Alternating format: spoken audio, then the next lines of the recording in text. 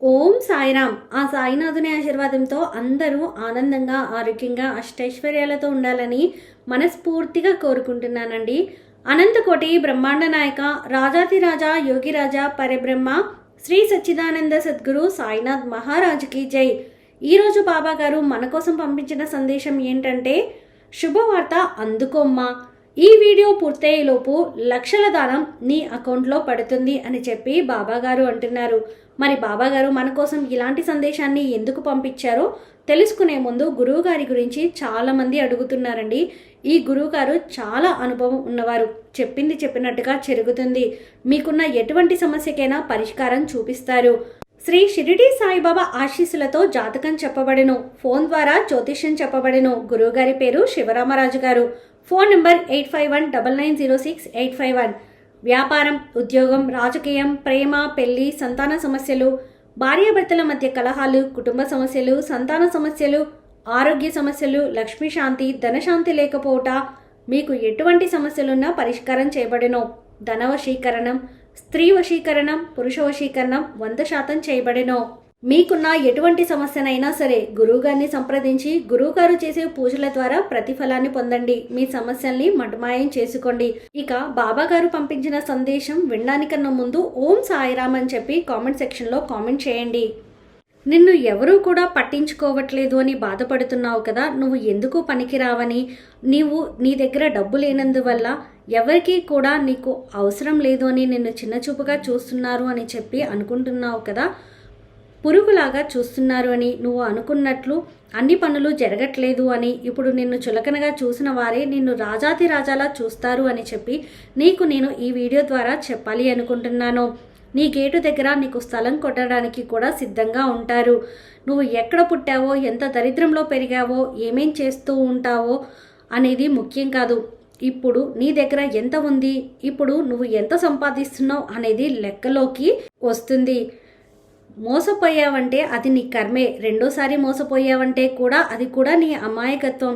కానీ మూడోసారి కూడా మోసపోయావు అంటే అది ముమ్మాటికి నీ చేతకానితనం అవుతుంది. నీ చుట్టూ ఉన్న వాళ్ళు నీ మీద విషం చిమ్ముతూ ఉన్నా కూడా నువ్వు ఇంకా వాళ్ళ చుట్టే తిరగడం అనేది నీ పొరపాటు అవుతుంది. అమాయకత్వం కాదు, అది నీ పిరికితనం అనాలి. ఎందుకంటే నువ్వు కేవలం వాళ్ళ సానుభూతి కోసం మాత్రమే వాళ్ళతో తిరుగుతున్నావు అనుకుంటారు. కాబట్టి అలాంటి వారికి దూరంగా ఉండడం చాలా ముఖ్యం.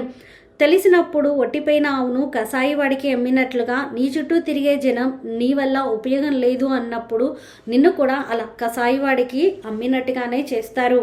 ఎందుకంటే నీ దగ్గర అన్నీ ఉన్నప్పుడే అందరూ నీవారవుతారు. నీ దగ్గర ఏమీ లేనప్పుడు ఎవ్వరు కూడా నీ దరిదాపుల్లోకి కూడా రారు. అంతేకాదు, నీ ఇంట్లో ఉన్నవారికి కూడా నువ్వు అక్కరలేని వాడివిగానే మిగిలిపోతావు. ఏ సంపాదన లేనప్పుడు నీ దగ్గర తెలివితేటలైనా ఉండాలి, లేదా అందరినీ ఆకర్షించే గుణమైనా ఉండాలి. డబ్బు అనేది ఈ లోకంలో చాలా ముఖ్యమైన విషయం. అలాంటి డబ్బు నీ దగ్గర లేనప్పుడు నీ ఇంట్లో వారికే నువ్వు చులకనగా మారిపోతావు. అలాంటి డబ్బు సంపాదించాలి అంటే నీ మీద ఆ సరస్వతీ కటాక్షం ఉండాలి. సరస్వతీ కటాక్షం అంటే తెలివితేటలు అయి ఉండొచ్చు, చదువు అయి ఉండొచ్చు, లేదా నువ్వు మరొకరితో ప్రవర్తించే తీరు కూడా అయి ఉండొచ్చు.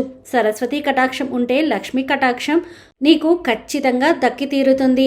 కానీ నువ్వు ఇంతకు ముందు చెప్పినట్టుగా మొదటిసారి మోసపోయావు అంటే తెలియనితనం అనుకోవచ్చు, రెండోసారి మోసపోయావు అంటే అమాయకత్వం అనుకోవచ్చు, మూడోసారి కూడా మోసపోయావు అంటే అది నీ చేతకానితనమే అవుతుంది.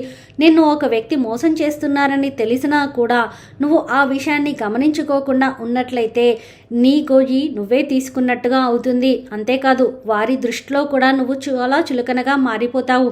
అలా ఎదుటి వారి దృష్టిలో చులకనగా మారి నీ జీవితానికి అర్థం పర్థం లేకుండా జీవించడం కన్నా నీకు ఉన్న దరిద్రం ఏమిటి చెప్పు? డబ్బు కేవలం నీ అవసరాలకి మాత్రమే కావాలి. నీ దగ్గర అవసరం ఉన్నంత వరకు ఉంచుకొని మిగతాది దానం చేయి. దానం చేయడము అంటే అవసరంలో ఉన్నవారికి మాత్రమే ఇవ్వమని అర్థం. నీ చుట్టూ ఉన్నవారికి డబ్బు అవసరం లేకపోయినా నువ్వు సహాయం చేస్తున్నావు అంటే వారికి నీ విలువ అస్సలు అర్థం కాదు. వాళ్ళ దగ్గర డబ్బు ఎక్కువ ఉంది కాబట్టి మనకి పెడుతున్నారు, మనం ఏమైనా అడిగామా అనుకుంటారు. కాబట్టి అవసరంలో ఉన్నవారికి అవసరం లేని వారికి మధ్య చాలా తేడా ఉంటుంది. ఆ తేడాను గుర్తించి నువ్వు నీ దగ్గర ఉన్నటువంటి డబ్బును దానం చేయాల్సి ఉంటుంది. నీ దగ్గర ఉన్న 1 రూపాయిని నువ్వు దానం చేస్తే ఆ భగవంతుడు నీకు 1000 రెట్లు ఎక్కువగా ఇస్తాడు.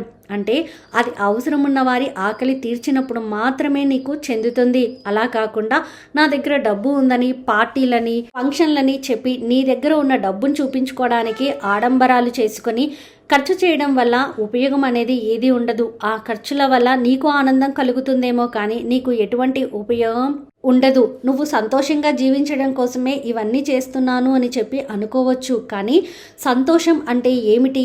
నీకున్న సంతోషం ఎక్కడ దొరుకుతుంది? నువ్వు ఏం జరిగితే సంతోషంగా ఉంటావు? ఒకరోజు నిన్ను చీకొట్టిన వ్యక్తులే ఇప్పుడు నన్ను చూసి శబాష్ అంటున్నారు అని చెప్పి నువ్వు సంతోషిస్తున్నావా? కానీ ఆ రోజు నీ దగ్గర డబ్బు లేదని ఎంత నీచంగా చూశారో నీకు గుర్తులేదు కదా.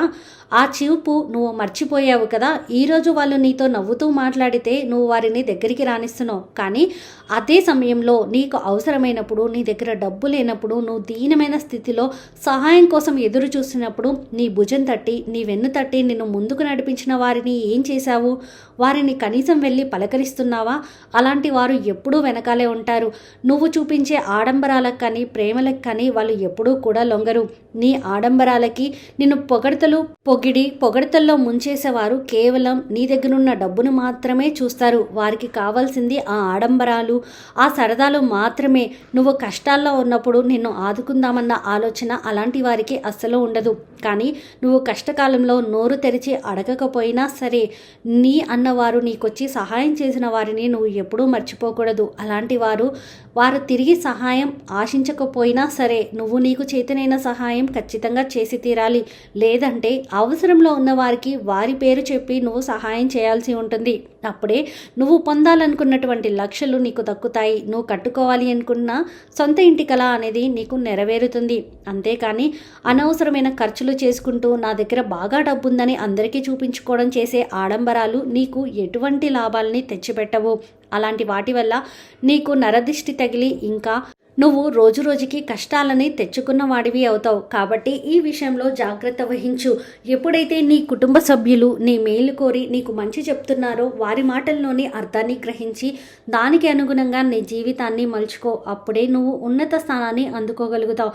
ఇప్పుడు నువ్వు ఉన్న స్థానం నీకు సంతోషాన్ని కలిగించవచ్చు, కానీ నీ లక్ష్యం వేరే ఉంది కదా. ఆ లక్ష్యాన్ని కోసం ప్రయత్నించు.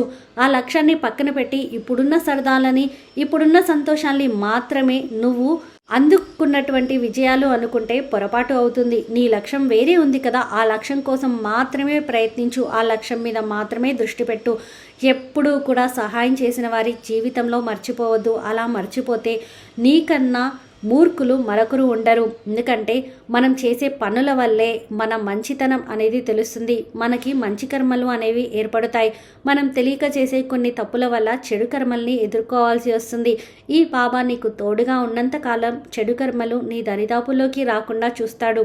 కానీ ఈ బాబా కూడా నువ్వు సంతోషంగా ఉండి నీకు సహాయం చేసిన వారిని మర్చిపోకుండా ఉన్నంత వరకే కదా నీతో ఉండేది. అలా కాకుండా నీ ఆడంబరాల్ని నీ డబ్బుని చూపించుకోవడం కోసం నీ చీకొట్టిన వాళ్ళ ముందుకు వెళ్ళి నేను ఇంత డబ్బు సంపాదించాను అని అంటూ ఉంటే, వాళ్ళు పొగుడుతూ ఉంటే, నువ్వు సంతోషంగా ఉంటే ఈ విషయాలన్నీ కూడా ఎలా ఉంటాయి చెప్పు?